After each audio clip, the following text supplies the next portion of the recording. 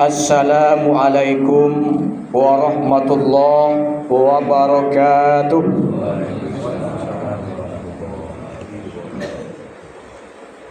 Alhamdulillah, alhamdulillahillazi hadana lihaza wa ma kunna linahtadiya laula an hadanallah.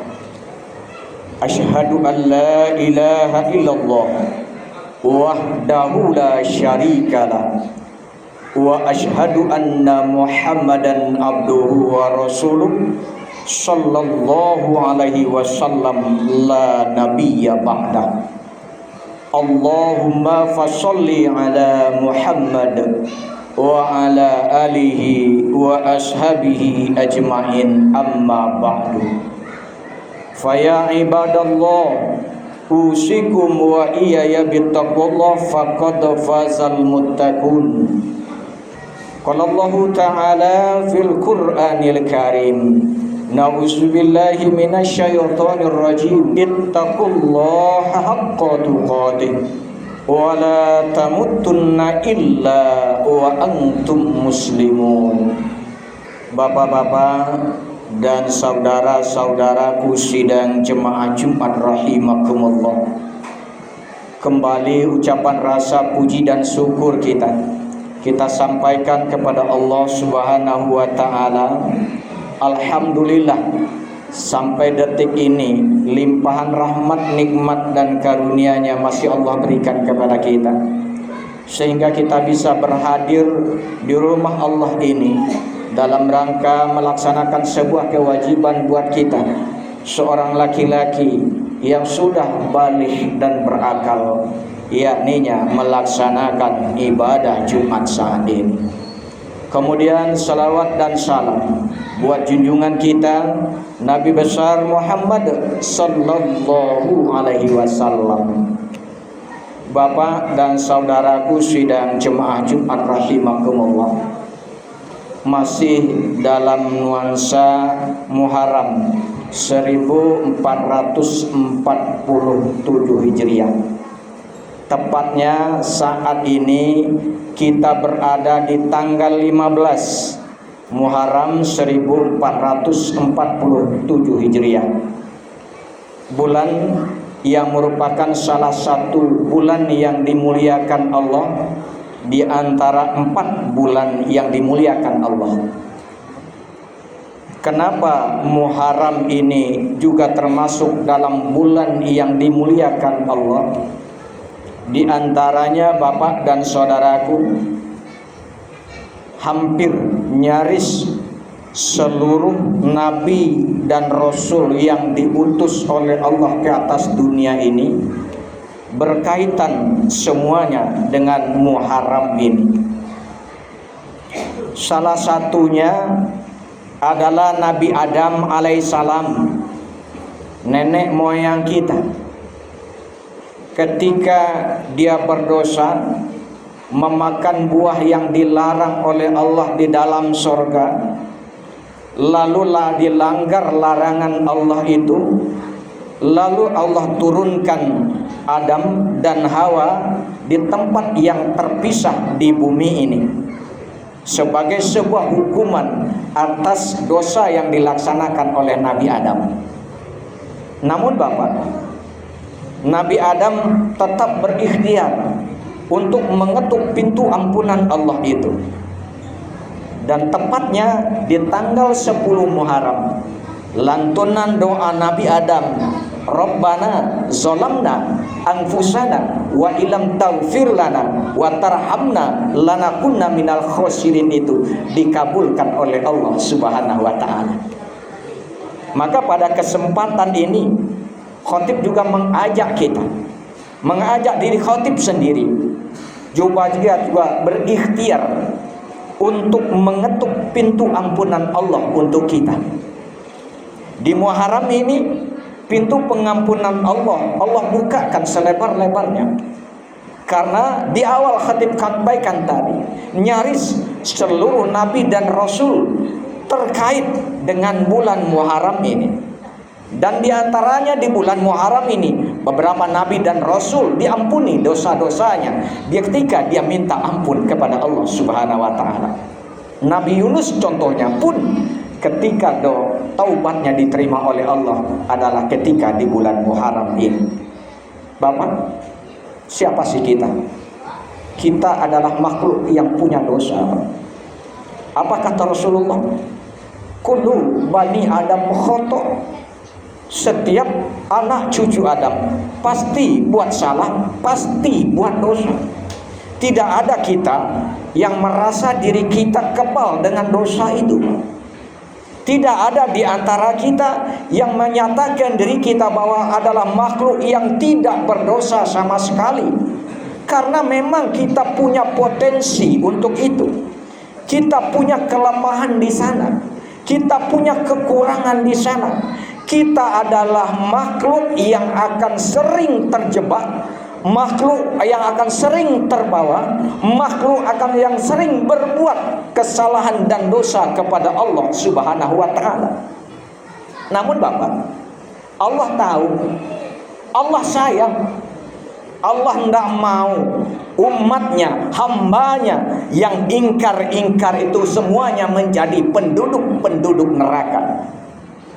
Maka Bapak, pada kesempatan ini Khatib mengajak kita bersama untuk merenungkan surat Al-Hasyr ayat yang ke-18, di mana Allah memerintahkan kita untuk mengevaluasi perjalanan kita di belakang, guna mengetahui sejauh mana bekal yang sudah kita siapkan, agar kita selamat nanti perjalanan pulang kampung kita.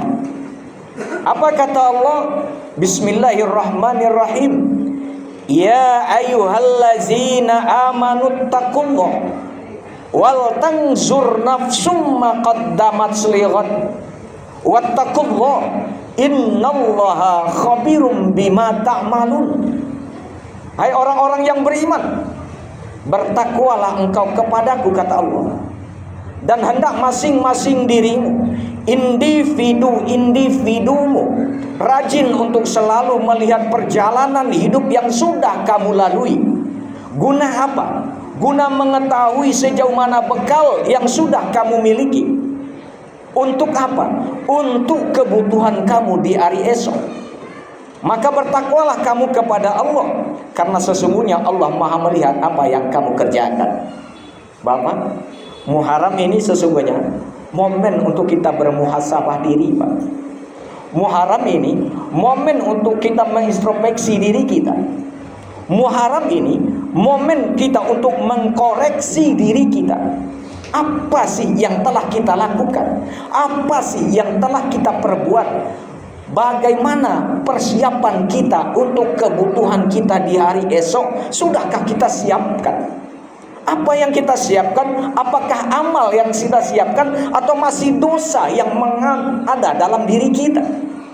Karena sebuah peringatan Nabi kepada Abu Dzar, Pak, dan ini sesungguhnya juga menjadi bahan peringatan buat kita. Apa nasihat Nabi kepada Abu Dzar? Ya Abu Dzar, jadi di safina bahro amik wa firzina fa inna safara ba'id wa aklim hamulah fa inna tariqul mukhawaf wa ikhlas fil amal fa inna naqiq wal masir. Hai Abu Dzar, perbaharui kapalmu, karena kamu akan melalui lautan yang sangat luas. Hai Abu Dzar, perbanyak bekalmu, karena kamu nanti akan menghadapi perjalanan yang sangat-sangat panjang. Hai Abu Dzar, tinggalkan bebanmu, tinggalkan dosamu di dunia ini, karena nanti kamu akan menghadapi perjuangan yang sangat-sangat berat. Ikhlaslah kamu dalam beramal ya Abu Dzar, karena ada yang maha menilik dan maha memperhatikan apa yang kamu kerjakan. Bapak, peringatan Nabi kepada Abu Dzar sesungguhnya ini kita renungkan.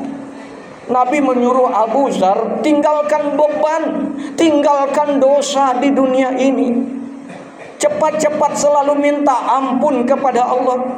Iringi segala sesuatu apa yang telah kita lakukan tadi dengan selalu mengucap istighfar kepada Allah, meminta ampun kepada Allah. Karena apa? Karena kata Nabi, ya Ya Abu Zar, tinggalkan beban, karena perjalanan kamu nanti, dalam perjalananmu itu kamu akan menghadapi perjuangan yang sangat-sangat berat, Pak.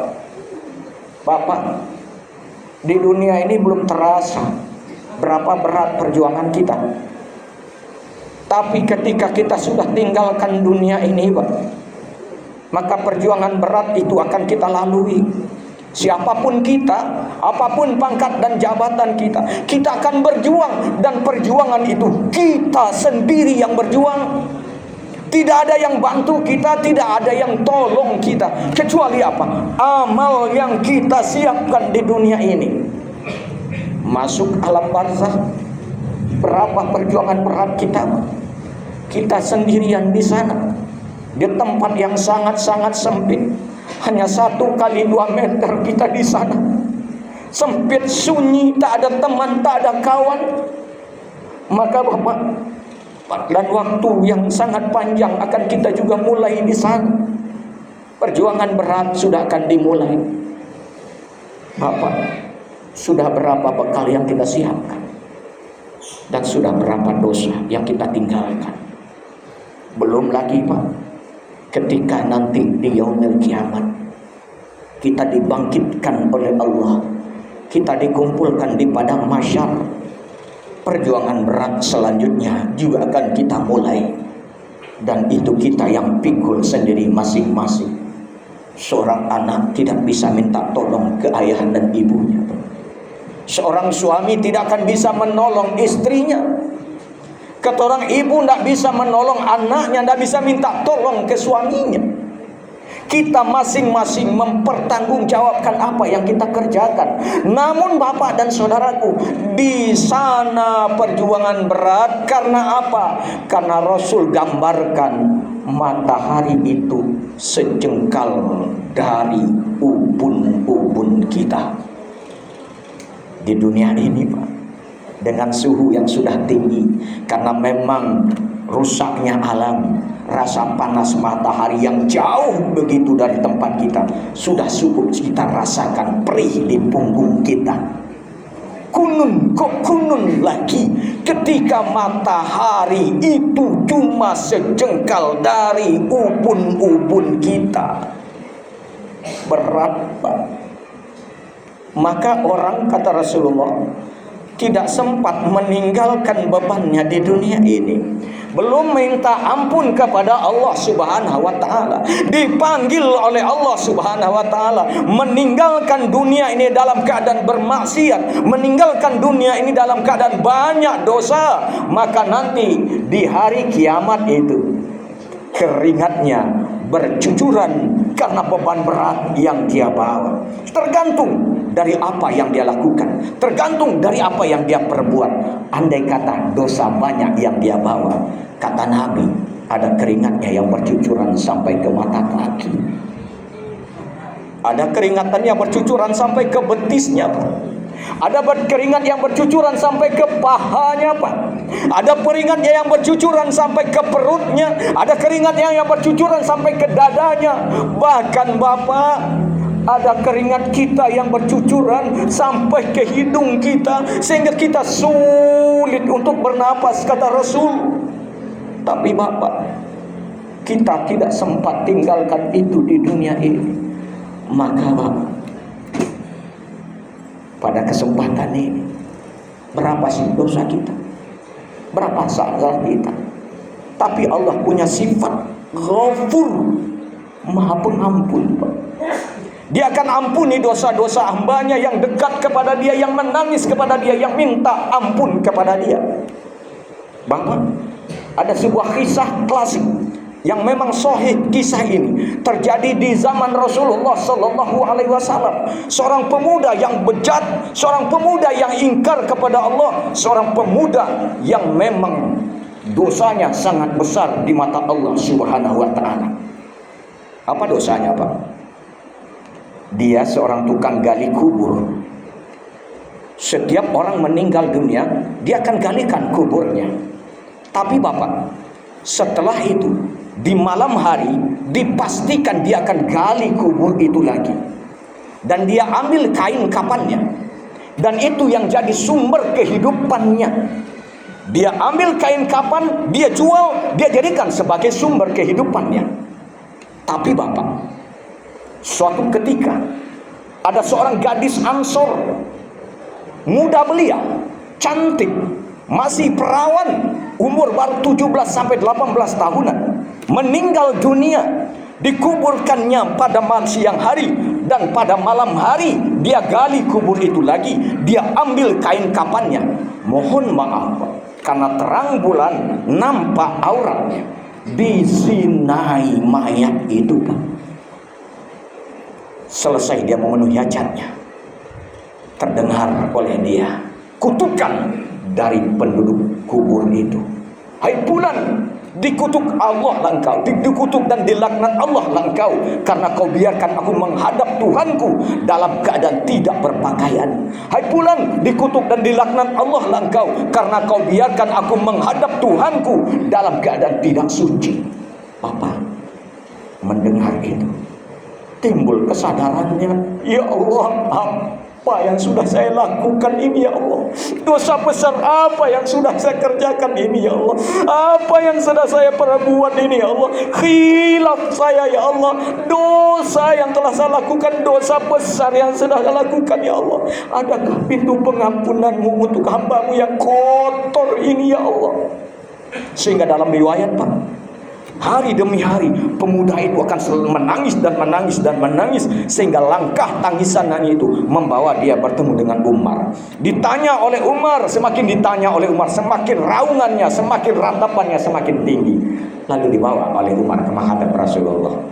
Maka disampaikan kisah ini kepada Rasulullah oleh dia.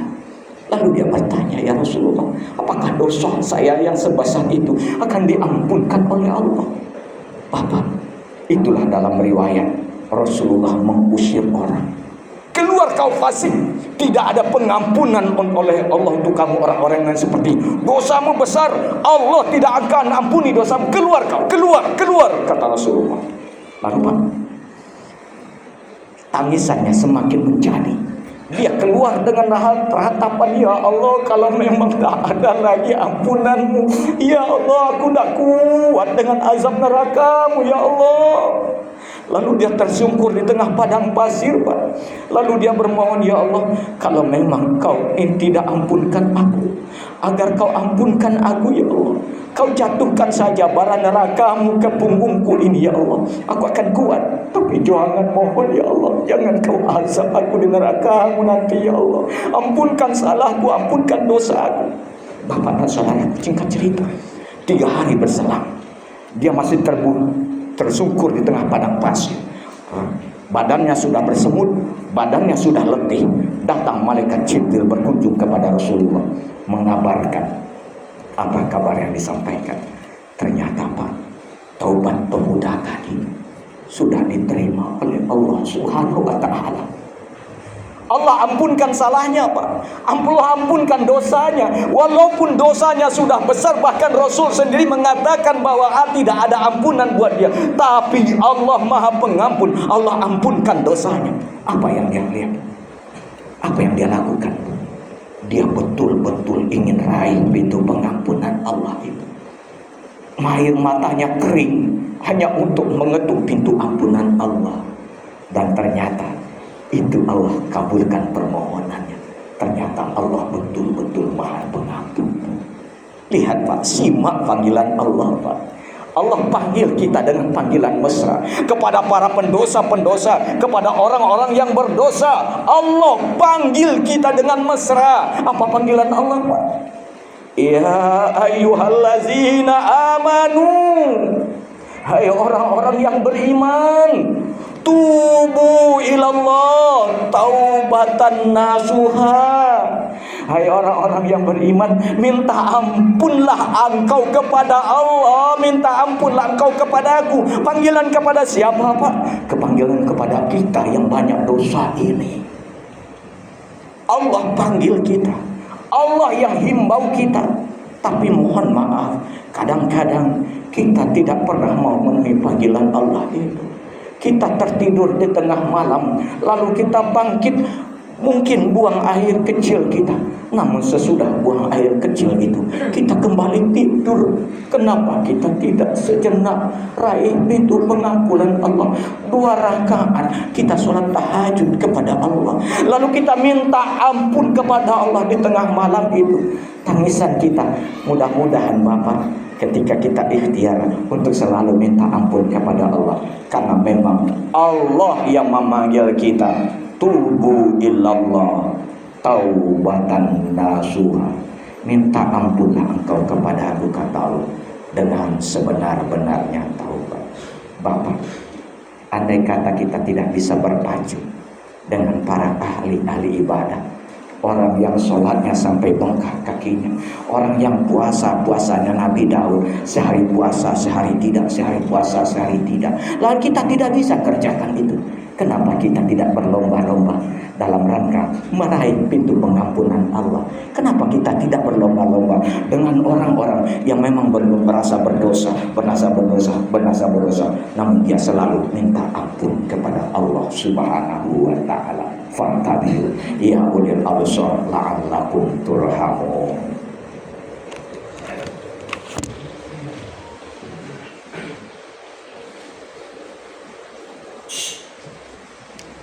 Alhamdulillah, alhamdulillahillazi an'amana bi ni'matil